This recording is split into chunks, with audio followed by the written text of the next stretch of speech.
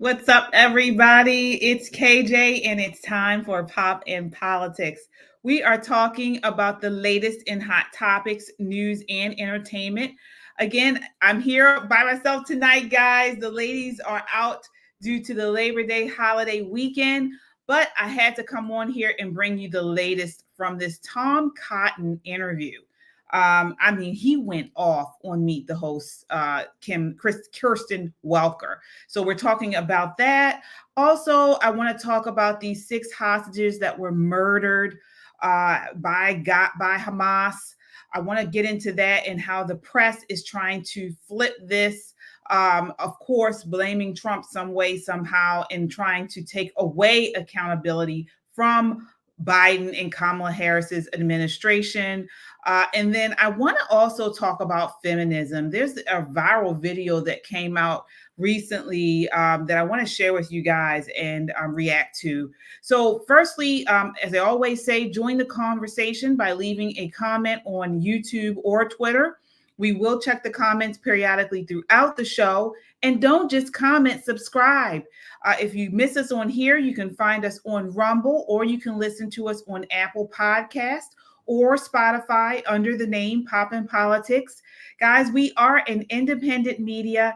And if you like what we do, if you love what we do here, bringing you conservative content, your super chats and donations go a long way in helping us produce conservative content. Any amount is appreciated. As I always say, this is not just a podcast. This is a movement of God-fearing, truth-seeking, America-loving people that understand we are living in urgent times. There's a target on our backs because we value freedom, but we must continue to stand. Let's stand together. Subscribe and hit that notification bell so we can all get together and push this rallying call for freedom. All right, everybody, let's set it off. We're going to get right into this Tom Cotton interview. I mean, he unloaded on Kristen Welker from the Meet the Press. So let me see here. I want to bring you guys this. All right, and just let me know your thoughts here. So much for being here. Let's start with this devastating news, the discovery of 6 bodies, hostages, including Israeli-American Hirsch Goldberg Poland. Everyone, I think, feels heartbroken this morning, the entire nation and frankly world mourning these deaths. What is your reaction, Senator, and what do you think this will mean for hostage negotiations? Well, it's terribly sad news that Hamas executed these 6 hostages in cold blood, apparently shot them in the head shortly before they might have been rescued by Israeli Defense Forces. My heart goes out to all the families, especially Hirsch Goldberg Poland's family, our fellow American. There are other fellow Americans still to be accounted for. But I think we should note that these hostages were discovered in the tunnels under Rafah. That's where Joe Biden and Kamala Harris put pressure on Israel not to enter for months, used an arms embargo to try to keep them from entering. Kamala Harris even said that Israel shouldn't enter Rafah because she had studied the maps. What the Biden-Harris administration should have done from the beginning is not pressure Israel to restrain its response, but let Israel win from the very outset. For 11 months, Joe Biden and Kamala Harris have put more pressure on Israel than they put on Hamas and Iran's other terror proxies. And Senator, just to be clear, there, of course, is no arms embargo. It is true that the Biden administration did halt one shipment of arms out of concern for civilian casualties. No, Kristen, that's not correct. It is correct. There's no arms embargo. For weeks, the Biden-Harris administration put an embargo not just on large 2,000-pound bombs, which of course are needed to penetrate these deep and buried tunnels, but on things like tank rounds and artillery shells and mortar rounds. It was just one shipment of arms. It was the 2,000-pound Kristen, it was a large category of weapons. 500 pounds. But it was a large category of weapons. Okay, but they have now moved forward with that. It's not an arms embargo, though, just to be very clear. That's a very specific term, and it's not an arms embargo. It was in place for many weeks, specifically to try to prevent Israel from entering Rafah, where these hostages were discovered.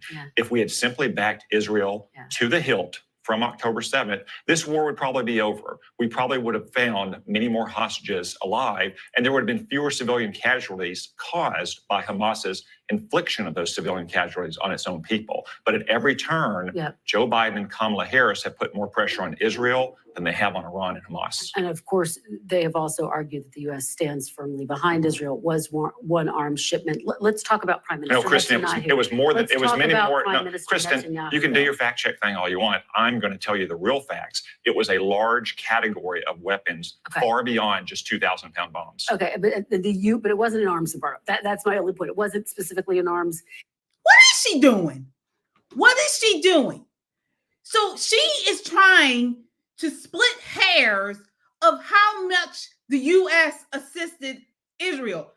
Bottom line, the U.S. strategy over the last 330 days has been to pressure Israel to achieve a ceasefire in Gaza, one that Hamas does not want, including through the withholding of weapons from Israel and periodically leaking our failure to support our ally to the media in the midst of hostage negotiations.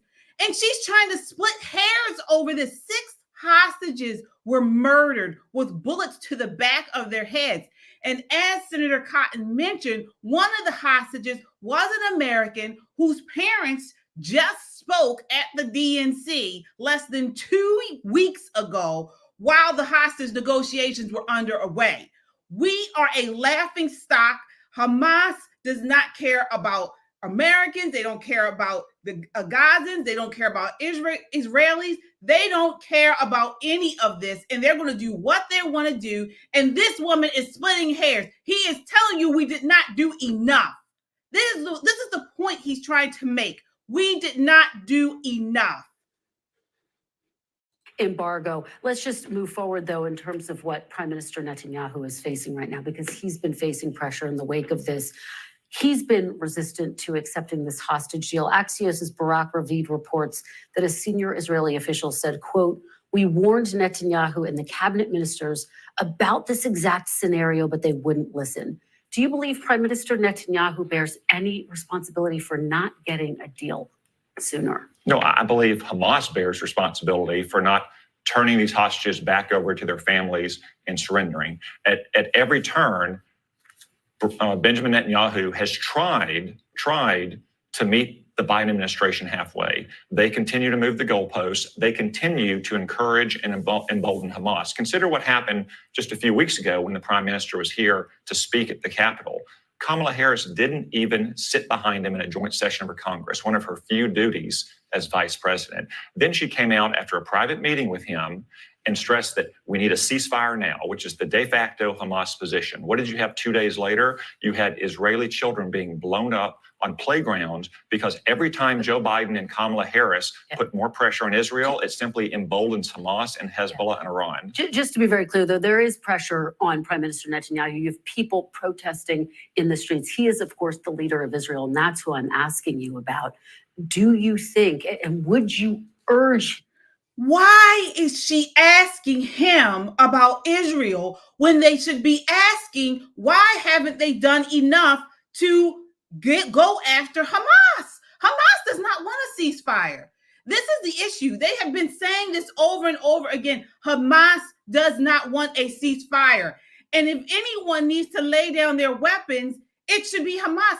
This is what I don't even understand about this. And again, I am not some foreign policy guru, but I mean, this is simple, everyday stuff, common sense stuff. Hamas started this by savagely going in on October 7th and killing innocent civilians in Israel. So why then are they pushing Israel for a ceasefire when they should be pushing Hamas to lay down their weapons, return the hostages, and they the ones should be destroyed, not Israel ceasefire? I don't understand this. I really don't know why they're pushing this when Hamas needs to be punished. And they keep trying to lay accountability and blame on Israel. It makes no sense to me. In this moment, Senator, to get a deal given these casualties? I would urge him to finish the job against Hamas, which is Yes. exactly what Kamala Harris and Joe Biden should have done from the very beginning. Again, if we had backed Israel to the hilt, if we hadn't continually put pressure on Israel to slow and to moderate its response, Hamas would have been broken and we would have gotten more of these hostages down alive. The only time Hamas has even come close to releasing hostages is when they are on the ropes. And of course, the U.S. has given more aid, both military and monetary, to Israel than any other country. But let's Well, to be exact, on. we've given hundreds of billions of dollars in relief to Iran. Well, some of that money, of course, is frozen. But oh my goodness. Do you hear this woman? Every time he mentions something, she's working for that Democrats. I mean, it's clear as day. What is she talking about? What does that even make sense? This is a war. These people, this is causing a danger to America and surrounding areas in that region. Each day that goes by and Hamas is able to continue their reign of terror. And she's trying to talk about how much money was given to Israel. You don't see them doing this with Ukraine. Oh my gosh. Here we go. Let's move on to some domestic issues. Let's move on. If we could. The issue of abortion front and center this week. Donald Trump has gone from calling himself throughout the arc of time very pro-choice at one point. He's more recently bragged about overturning Roe v. Wade. He now says he's going to vote to keep Florida's 6-week abortion ban in place, a law he once described as terrible. How can people trust Trump on this issue when he keeps shifting his position? Well, the president's been very clear. Wow. So first, I want to say, when are they going to do this for Kamala Harris? When are they going to question her surrogates and people that come on here before her the way that they are? I've never seen it. If someone has seen this woman question Democrats and Kamala Harris the way she is questioning him, Kamala Harris, who has flip-flopped more than any candidate in history, I think, since we've been able to record video of these things. She has flip-flopped on everything. I have never seen anyone come at her hard like this. First of all, what she is talking about, Donald Trump as a civilian can vote for whatever he wants to vote for. It's what policies has he put in place. Has he flip-flopped on policies? And he has not. This is ridiculous. He does not support a nationwide abortion law. In fact, there's only one candidate in this race who supports a nationwide abortion law. It's Kamala Harris. And we know what it is because the Senate proposed it and we voted on it. It is radical and extreme. It would require taxpayer funding of abortion up to the moment of birth. That's what she stands for. She's the only one in this race calling for a nationwide abortion law, something that is wildly unpopular. Just to be clear, the bill you're talking to requires that there be exceptions for health through the end of pregnancy, not that all abortions be legal in all cases. But President Trump has said he supports exceptions when a woman's health is at risk, when she's been raped or been the victim of incest. And the vast majority of Americans support those as well. But this law is radical. It would overturn 50 years of precedent and require taxpayer funding for abortion, even in these cases. Well, taxpayer funding for abortion is currently, of course, illegal under the Hyde Amendment. And just to be clear, abortions later in pregnancy, 21 weeks and after, are extremely rare. Well, if they're so rare, in the case of a health emergency. If they're so rare, why won't Kamala Harris say, then fine, we shouldn't allow them with those exceptions?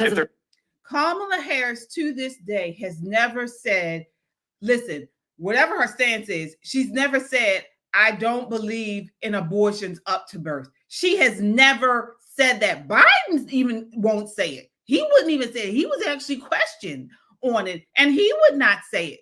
So, I mean, what is it? They're hiding behind this idea of, that the abortions they're going to do these types of abortions if it's for the risk of the mother or, things like that. But they know that they want to go above and beyond that, and they will do abortion up to birth if that's what the woman wants to do. And they're afraid to say it because they know this is far off from mainstream America, and they don't want to say it. so concern rare. for health emergencies. But if you have those Let me- exceptions, Kristen, if you have those exceptions, it will account for those rare health emergencies.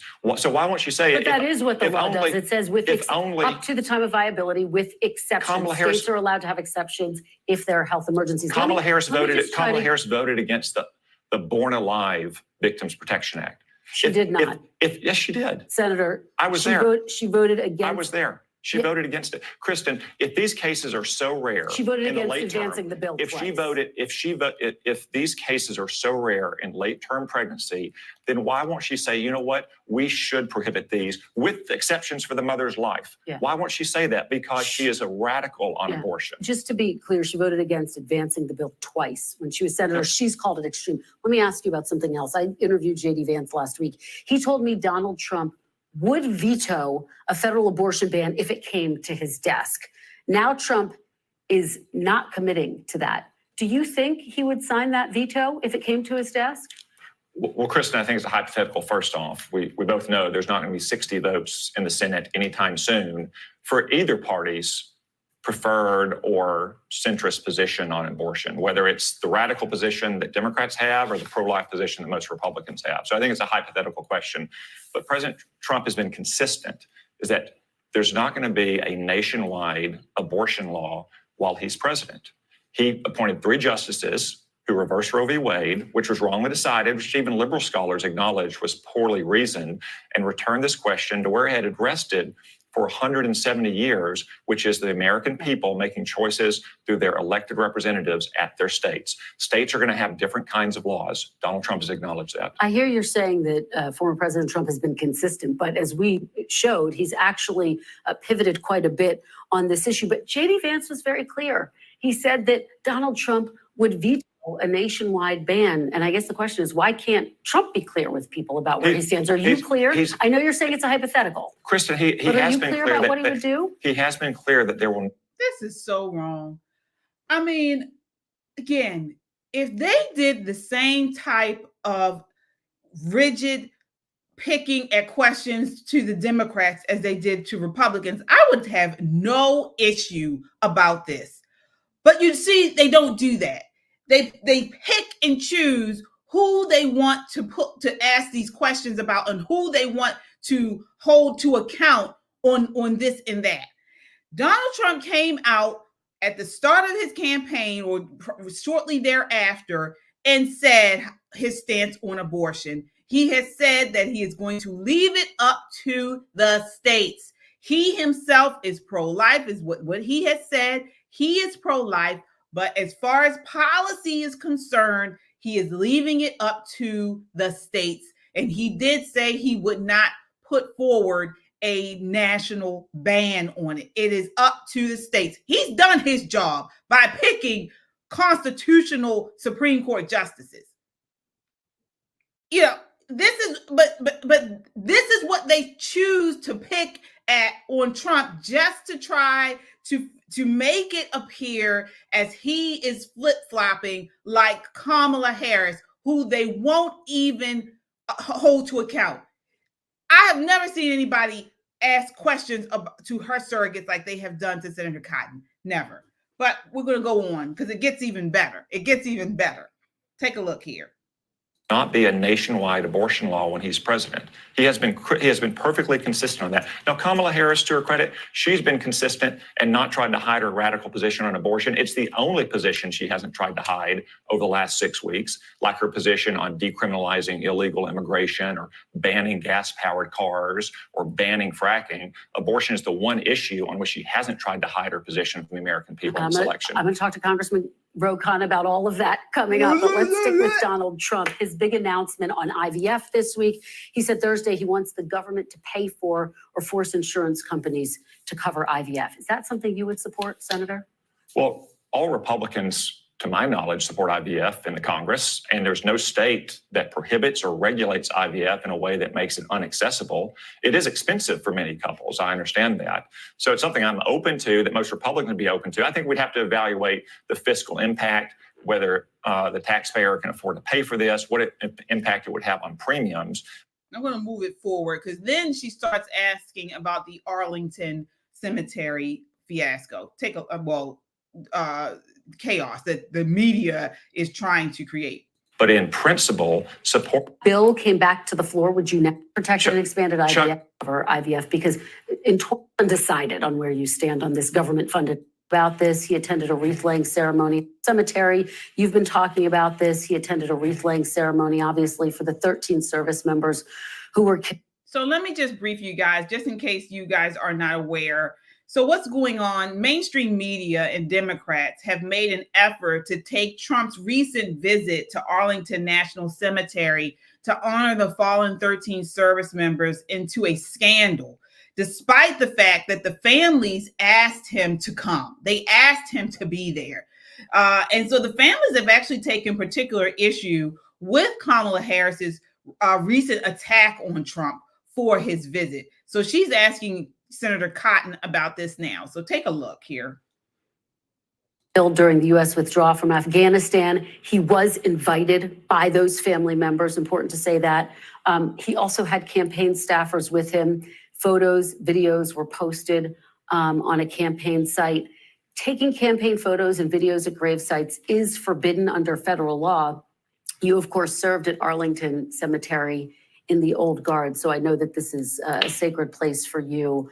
Bottom line, though, I guess, Senator, is it ever appropriate to make campaign content at military grave sites? He didn't take campaign photos there. These families, Gold Star families, whose children died because of Joe Biden and Kamala Harris's incompetence, invited him to the cemetery. And they asked him to take those photos because, as they told me yesterday, when I spoke to Kelly Barnett and Darren Hoover, the parents of Taylor Hoover, who has Arkansas ties, they don't get to go to the beach on Labor Day. They don't get to have barbecues. This is their one chance to have a memory of their children, to commemorate their service and to honor their sacrifice. They wanted President Trump there. They wanted to take those photos. You know who the families also invited? Joe Biden and Kamala Harris. Where were they? Joe Biden was sitting at a beach. Kamala Harris was sitting at her mansion in Washington, D.C. She was 4 miles away. 10 minutes. She could have gone to the cemetery and honored the sacrifice of those young men and women, but she hasn't. She never has spoken to them or taken a meeting with them. Well, they did meet with them during the dignified transfer. They were with them at the dignified transfer. Her and this is a lie. This is a lie, and she's actually come out today. They claim that they misspoke. Again, he's saying that she's never met. She did not come to that dignified transfer thing. The bottom line here is Trump shows up. Trump shows up. He showed up to the National Association of Black Journalists event that was just had. Kamala did not. He showed up to the Arlington Cemetery commemoration. Kamala and Biden did not. He always shows up. He's done rallies. He's done interviews. They don't ever say, why not say, instead of picking on Trump for showing up, why not say, hey, why doesn't Kamala show up? Why doesn't she answer press questions? Why doesn't she take interviews? Other than that 16-minute flop of an interview on CNN, which she waited over a month to do after she was installed as the candidate for Democrat presidential election. But she doesn't show up. But instead of them talking about that, they pick on Trump, what he said, what he didn't say, what he did, what he didn't do. I mean, if this is not media propaganda, I do not know what is. And I want to bring to you, this isn't the only interview. Again, as I mentioned, the Gold Star families came out in support of President Trump at the Arlington Cemetery. And they asked, here's a video where they say that they did invite Kamala Harris and she failed to show up. Take a look here. This is one of the mothers of one of the lost soldiers in Afghanistan. Both President Trump and the Biden-Harris administration, and we didn't hear back from the White House. We invited both President Trump and the Biden-Harris administration, and we didn't hear back from the White House. We were happy to welcome President Trump to lay wreaths with all three of our families and some of our wounded from that day. And when he came to Section 60, it was at our request to spend time with our loved ones. There was not a press presence there. We privately took pictures among ourselves. And it was, a more celebratory feeling for that day because, we want to celebrate our loved ones, and it's very hard to find ways to do that at a cemetery. But they were very respectful. We didn't see any altercation, and really, we just want our loved ones to be honored and remembered in a positive way. We invited. There you have it. There you have it. Why don't they leave these families alone? Trump did what they asked. The headline should be Trump honors mother or Trump honors the parents and loved ones of those lost in Afghanistan. Kamala fails to show up. Yes, Trump honors Gold Star parents. Kamala fails to show up. That should be the headline. And that's it. Not all these questions and this big hoopla made because Trump took photos and video there. It's ridiculous what they're doing. It's shameful. It's shameful. They're playing games with this family because they don't want to take accountability of the huge mistake of the terrible policies and the terrible actions that they took against those in Afghanistan withdrawal. They don't want to take accountability. And it's the same thing that they are doing currently with this Israeli war. They failed to take accountability that it was America's softness and America's weakness and the way that they have time and time again throughout this whole ordeal been pushing on Israel not to do this and not to do that. And this is why we've lost 6 more lives, one of them an American. They do not want to take accountability, and it is disgusting and it is shameful. They have made us weaker. This administration has made us weaker here and abroad. And if you don't see it, you're blind. It's terrible. It is terrible. Terrible what they did. But Tom Cotton gives it to him right. Here he is again responding to this shill for Kamala Harris. Joe Biden's incompetence that those 13 Americans were killed in Afghanistan. Well, not everyone obviously was pleased with this visit. And again, just the law says memorial services and ceremonies at Army National Military Cemeteries will not include partisan political activities. And it didn't, Chris. President Trump wasn't wearing a red. It was posted on a campaign site, though. He wasn't wearing a red MAGA hat. I understand. He didn't have a Trump posted on the just Trump like Joe TikTok Biden, just like Joe Biden has posted content of himself in the cemetery or in other cemeteries or a dignified transfer. Yeah. They're all American citizens. They have a right to go there and to honor the sacrifice of those 13 Americans who Joe Biden and Kamala Harris sent to their death. Let me ask you about what we're hearing from another family. The family of Master Sergeant Andrew Marcassano. He was a Green Beret. His family was concerned that his grave was actually shown in a photo that was posted on social media. A statement from the Marcassanos' sister, Michelle, said, quote, "We hope that those visiting this sacred site understand that these were real people who sacrificed our freedom and that they are honored and respected accordingly." Did the Trump campaign fail to honor her wishes, their wishes? No, Kristen, they honored the wishes of the 13 families whose children died at Abbey Gate. Those families wanted the photos. They told me yesterday that they specifically asked President Trump for the photos. Obviously, headstones in Arlington are close to each other. And when you take a photo of your loved one, when you take a photo of your loved one, then other headstones are going to be present as well. Frankly, I think this woman is, she's gross. She's gross. Oh my gosh. Do you guys see what she's doing? Okay, so as they were taking photos that the 13 families asked President Trump to take, now I guess one photo was put in. What do? Now they're trying to find some issue. They're trying to find goodness well that family did not reach out to the press.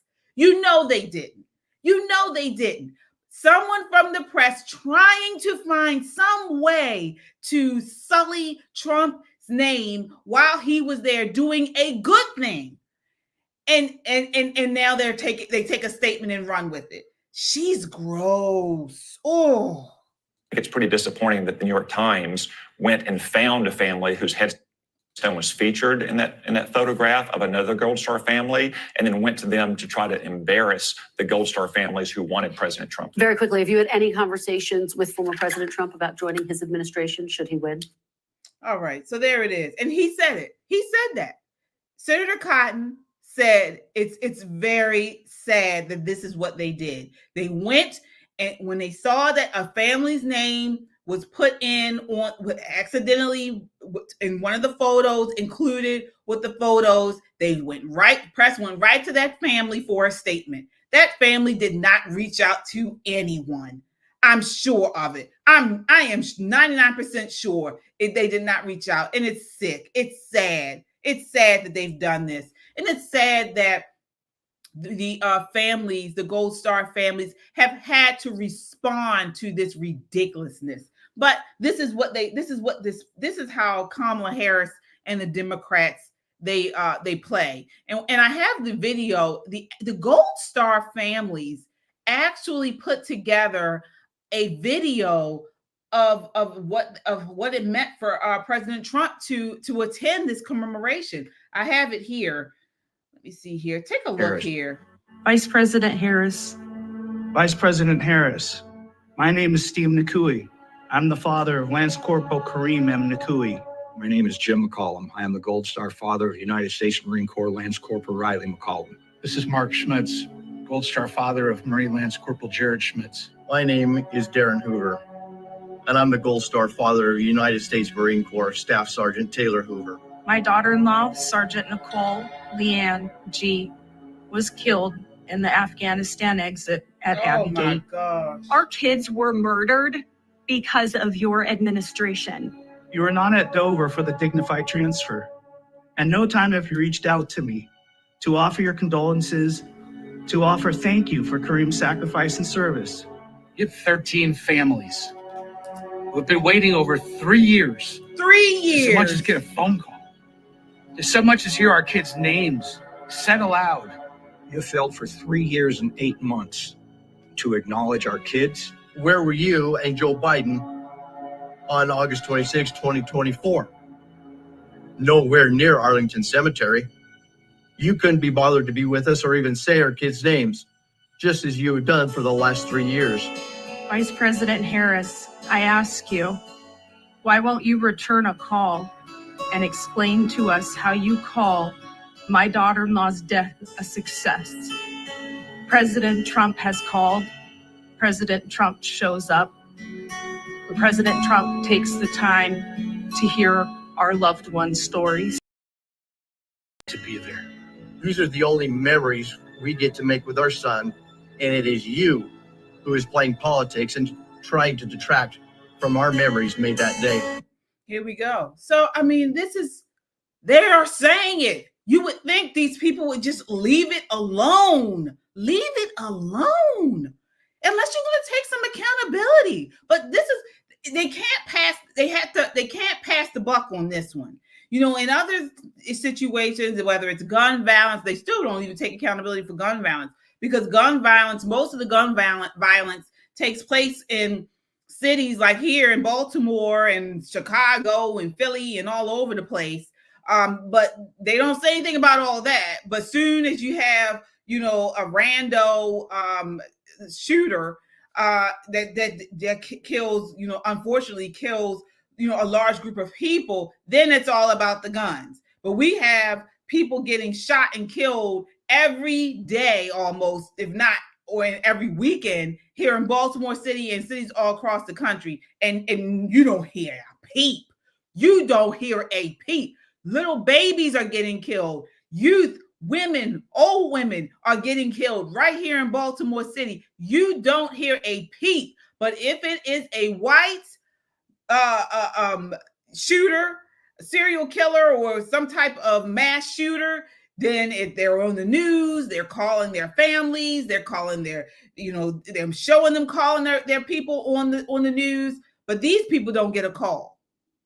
These people don't get a call. So it's really terrible. It's disgusting. But this is how the Democrats do. This is how they work, and we all know it.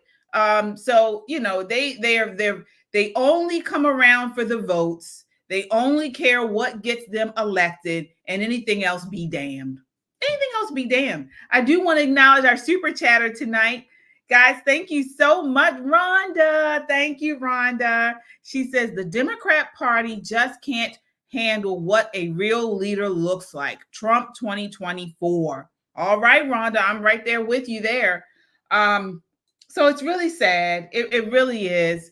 And I pray, my heart goes out to those families who lost, the Gold Star families who lost their loved ones in the terrible Afghanistan withdrawal. My heart goes out to all who lost loved ones in the Israeli attack on October 7th.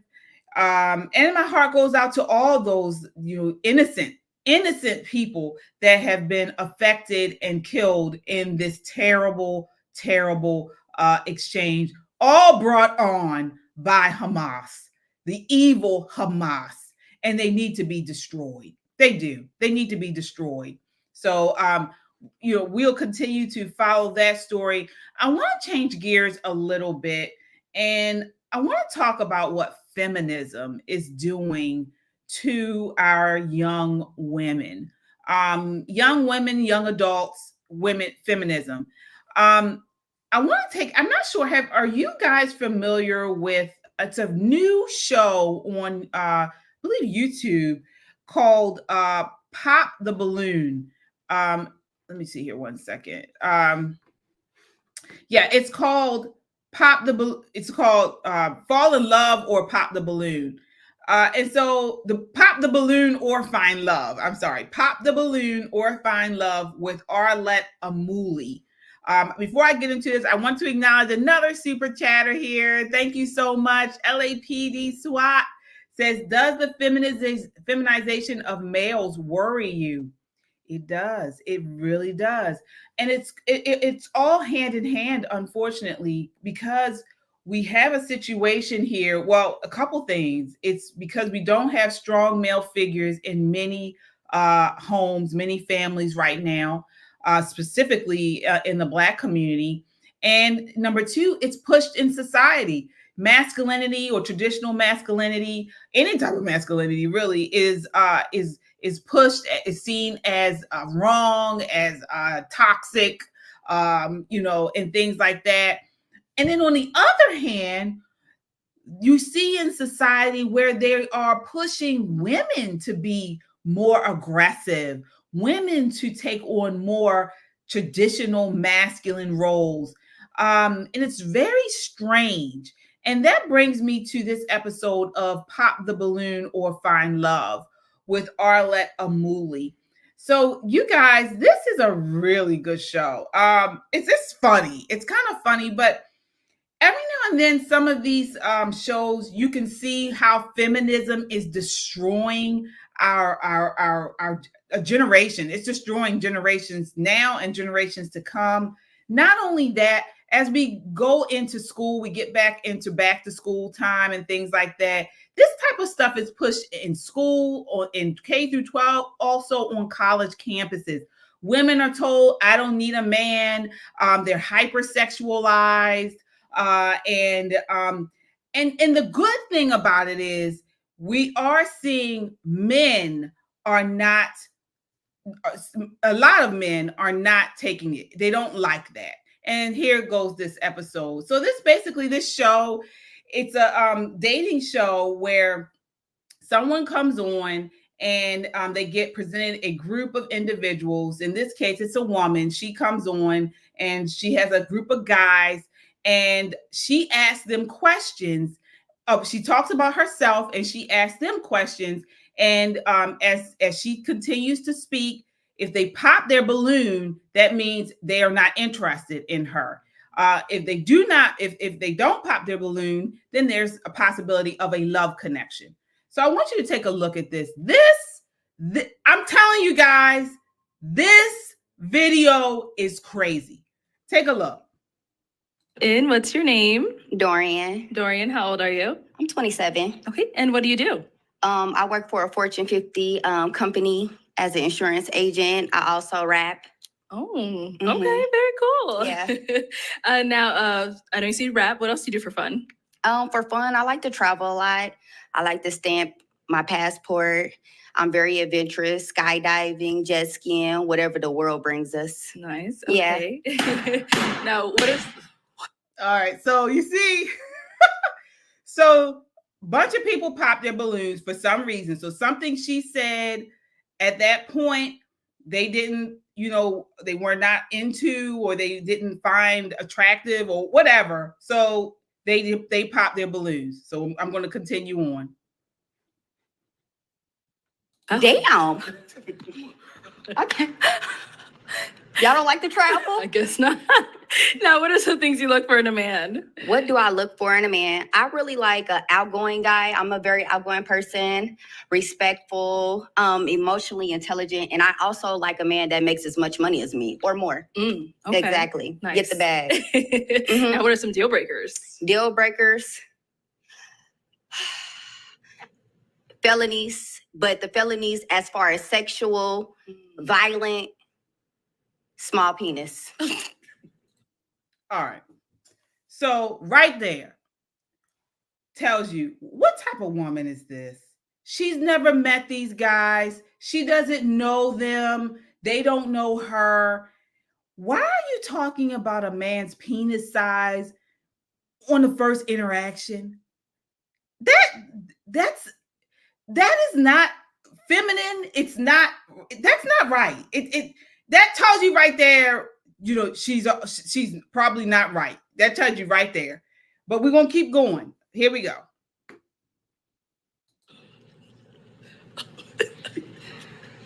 Deal breaker. All right. So Period. we did get I'm just being honest. We did get a couple pop balloons. That's fine. Let's go ahead and They see gonna why wish you they ended didn't up pop popping. it. All right. Your name and age and why you ended up popping your balloon. My name's Dante. I'm 25. And why'd you pop, Dante? Don't get on me, internet, bro. Spots on your stain in your little dress. I was in the bag drunk, so whatever. Oh, Now did you hear her there? So he said he popped his balloon because she had stains on her dress. And it was just a little off. And she said she was in the back drunk. I mean, this is classless.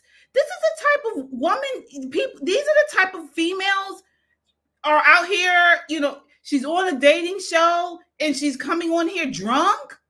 I mean, this is ridiculous. All right, I'm going to keep going. Yeah, you feel me? It's fine. It's a $300 dress. Sorry, I didn't mean to. It's the $300 dress. My bad. I got a little makeup on it. Just shows like you paying attention to care, stuff like that. You feel me? You're trying to be presentable. Just that, yeah. Okay. You feel me? Respect that. You're pretty. Gracias. Now, is he someone that's your type? No, I'm not going. Where are you from? From Michigan. He's from Michigan and he has a cowboy hat on. No, I can see if he was from Texas or something. I feel like Southern boys wear the cowboy hats. I'm not a big fan of the cowboy hat. Y'all are so mean. And then you hear them popping. As she continues to speak, they are popping their balloons because she's a train wreck. She's got this attitude, like, very shallow. She's very she's ignorant. Here she's trashy. Here we go. They got country boys in Michigan. Anyways, next. Name and age and why you ended up popping your balloon.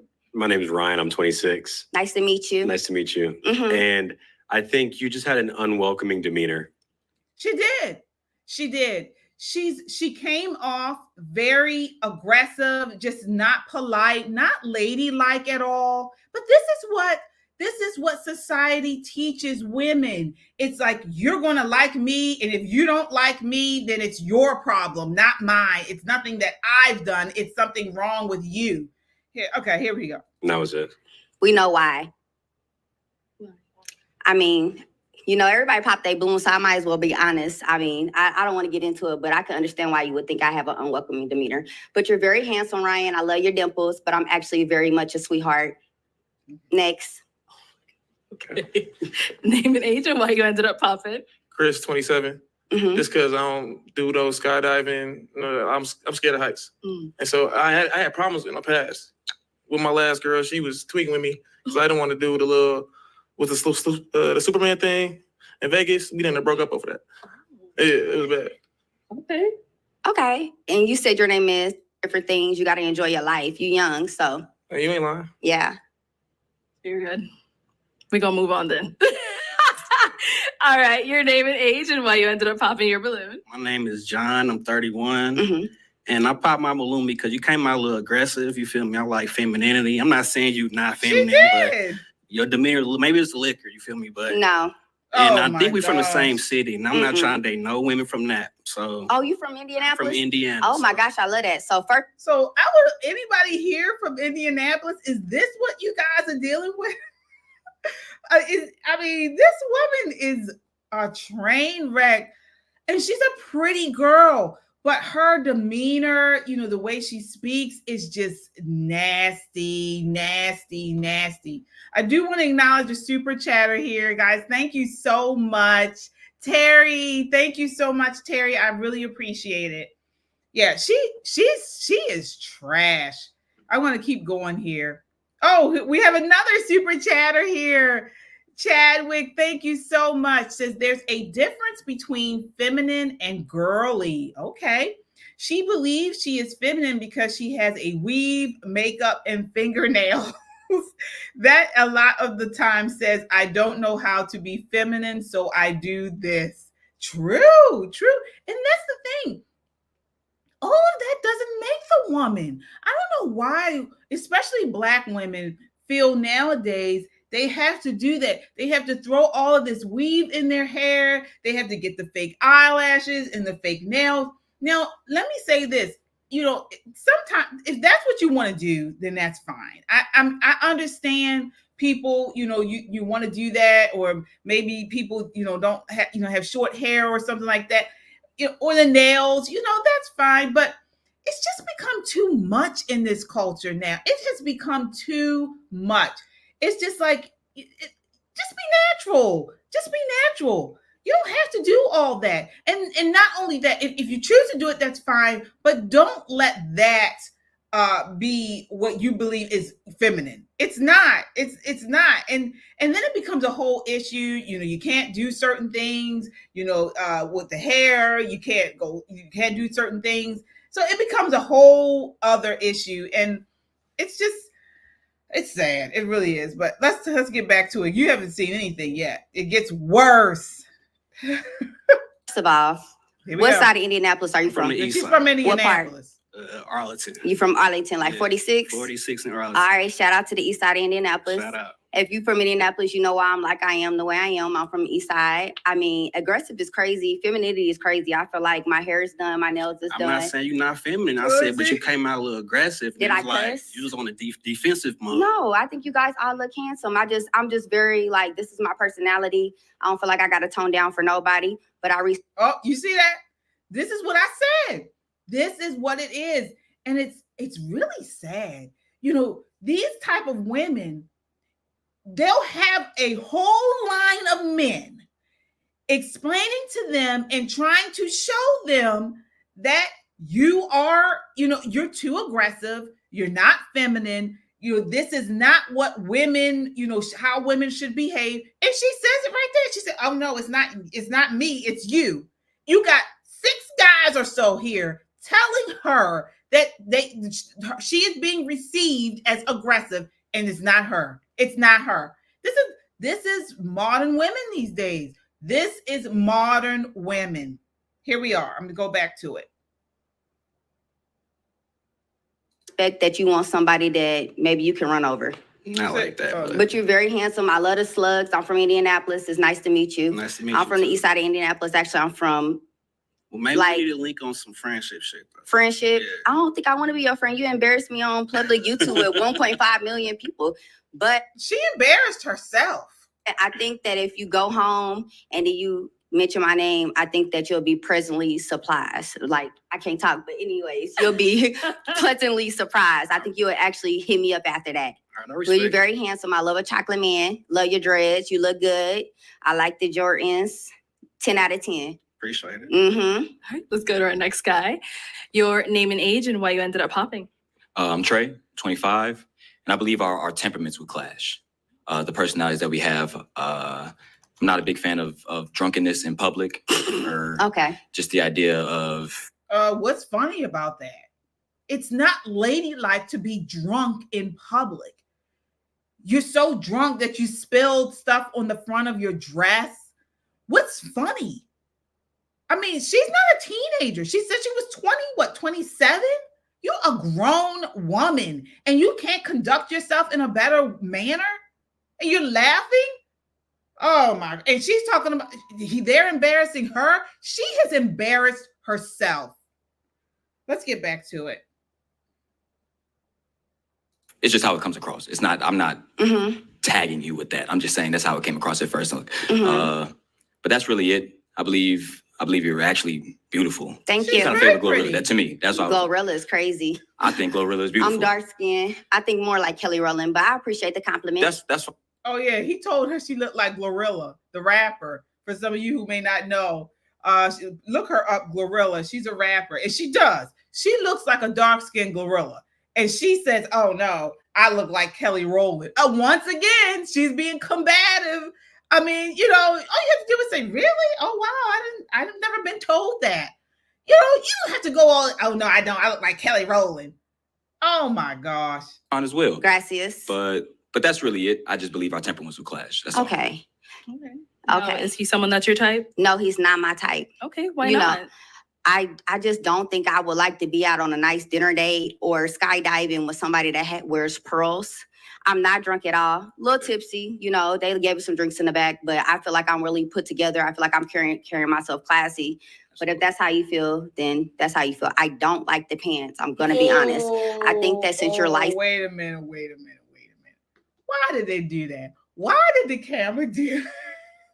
They panned down to her feet. Why did they do that? Let me see. I don't know what they're trying to show. 1 second. I want to go back. Do I have it? Can I get back to it? Oh. I wonder why the camera panned down to her feet like that. Oh, I can't get to it. Okay, let's see if we can get to it. Here we are. Confidence. I don't know. I That's think what you be doing. Some match. I think that you should maybe date somebody that is more out there and get you out your comfort zone. I appreciate the input. Yeah, Thank you. you're welcome, handsome. Let's Yeah. go on over here. Mm-hmm. Your name and age and why did you end up popping your balloon? I'm so How you sad. doing? My name is Nazi. I'm 25 years old. Mm-hmm. I popped my balloon. I just didn't like the going back and forth with people. It's just not for me. That's all. Again, Okay. yes. Very pretty. You know. Gracias for the compliment. Thank you. I'm not gonna say it's going back and forth. Going back and forth sounds more like an argument. I feel like you guys. You did go back and forth. You've been going back and forth with every person. She does not have to respond if they say, you know what, you weren't my cup of tea. Okay, thank you for coming and move on. She's been going back and forth with everybody. She's literally doing it right now. Here we are. Stated your opinions about me and how you felt, and I feel like I gave you my opinions about y'all. I don't think it's going back and forth. I think that we're all adults and we should respect each other's opinions.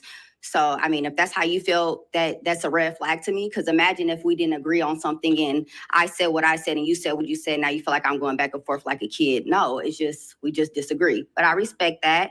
I think you're very handsome. Your hair is curly. You look good. Thank you. I like the shirt. Where you get it from? Oh my gosh. My mama. Your mom.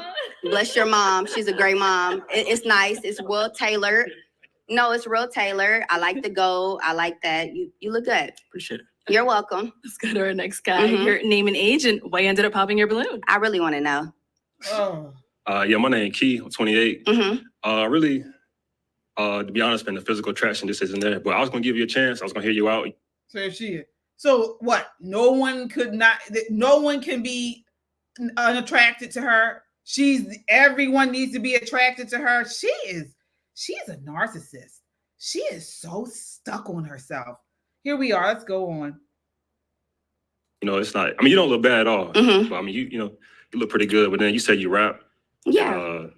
Yeah, I'm not really cool with that and all the traveling and stuff. So like the rapping, the traveling, the being out. It's just I don't like a busy woman like that. That's doing a little bit too much. Yeah. Okay, And, that's understandable. like, pretty much it went back and forth almost every dude up here. No. So I feel like Again. kind of a little argumentative a little bit. So like I can see us being.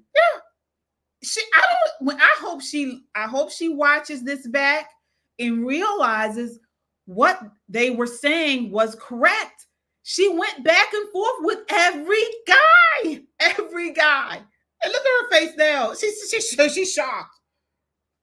On a date and you going back and forth with a waiter because something ain't cooked right or like Wow. So you think I disrespect civilians and people that serve other people and do their job? these dudes civilians. They're civilians, but they all gave their opinion on me and what they didn't like about me, and I gave my opinion about But back. I'm just saying it was real. Like it was pretty strong. Like it wasn't really. I'm not saying you don't have class, but I'm just saying it wasn't like classy. Like how you. No, it wasn't classy. Okay, conduct yourself I'll wait up till there. he's done. It's But, my turn. Yeah, I'm done. Yeah, Oh you go my ahead. God. Okay, physical Yeah. attraction. So what's the physical attraction? I would love for you to get in detail. I mean, it's just not like if I seen you out in the grocery store in the mall or something, I just like. I mean, like I said, you don't look bad. I just wouldn't really approach you like that. What's your type? Oh my goodness. My type. I mean. Yeah, I would love what you were physically attracted to, since you're not physically attracted to me, which I'm not really. I mean, I like natural hair. Like, so I'm gonna keep it real. It's not so much like. Be honest. You can be pretty, but like the way you carry yourself can make you. I ain't gonna say ugly, but it can. All that go out the window. So you felt like I carried myself, aggressively? A little bit. Like I said, I don't know if it was the drinks, but it was. No, this is how I am all the It time. wasn't pleasant. I say that. It wasn't pleasant. Do y'all all feel that way? Yes. I feel like y'all intimidated. I feel like I'm a very pleasant person. Do you see? What? Again, there's no help for someone like her. There is no help for someone like this. They do not see what she won't receive it. She will not receive it. It's sad. It is very sad. Here we are. I feel like I understand the physical attraction. Me too. I pay attention to detail. I feel like you're dark skinned, your hair is pretty, you got a nice look to your, face, whatever. Appreciate it. Me personally, I wouldn't put on no Dolce Cabbanas because I feel like they played out because I'm into swag or whatever the case may be. That's all good. I feel like my attitude is actually very great. I feel like any man that dates me is going to be overwhelmed with me just supporting his confidence and me building him up. I feel like that if you guys don't like a woman that likes to have a conversation or maybe disagree every once in a while, then y'all should reevaluate yourself. Also, as far as you saying that I'm the type of person that you feel like if we were outside and a waitress or a waiter said that I got into it with them or whatever you said, I'm sorry, I was kind of listening. I think that is very, I don't know how to describe it, but I mean, I go on 5-star dinner restaurants all the time. People make mistakes. I'm not going to fault anybody or be disrespectful because they make mistakes. But if somebody says something to me, I am going to speak my mind, and then I'm going to give my man a chance to give me their opinion, and I'm going to go back. Let's head on back. Thank you. All right. Well, that is all the balloons popped, but we do thank you for coming on. Let's you. go ahead and give it up for her, guys. I'll take this mic. Oh my God. Thank you. Okay, girl. Wow. That's sad. And you know what? The really sad part about it is there are a lot of women out here like her. She's like a miniature Lizzo. I mean, they think, they come on here and they're loud. Well, she wasn't very loud, but just aggressive and narcissistic and just very I don't even know what the word is. She came off a little trashy with the comments, going back and forth, very unpleasant. And she's a pretty girl, but this is the culture that we are breeding now. These type of women are all over the place.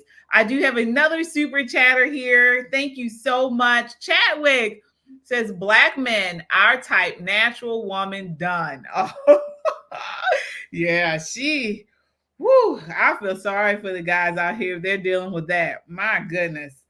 But this is what feminism does.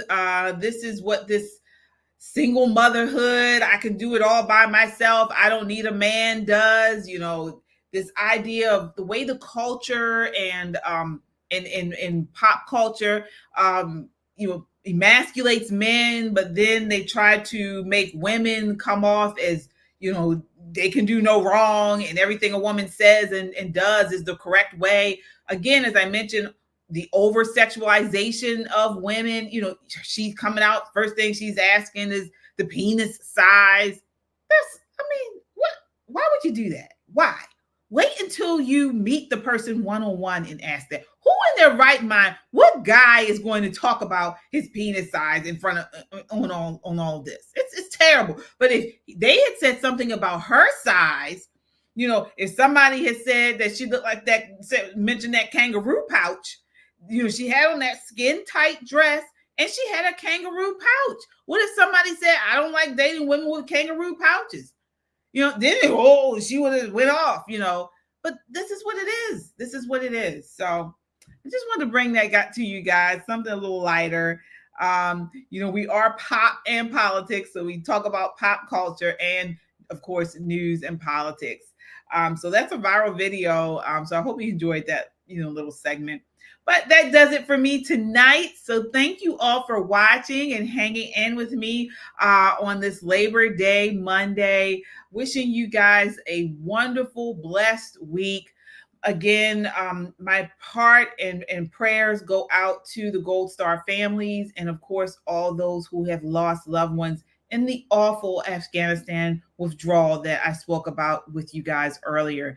We will be back on Wednesday. All the ladies will be back on Wednesday. So definitely check us out Wednesday at 8 p.m. right here. We will be live in the studio. So check us out. We'll be talking about all of the latest hot topics in news and pop culture. So thank you guys again. Until next time, count your blessings and live a life of purpose.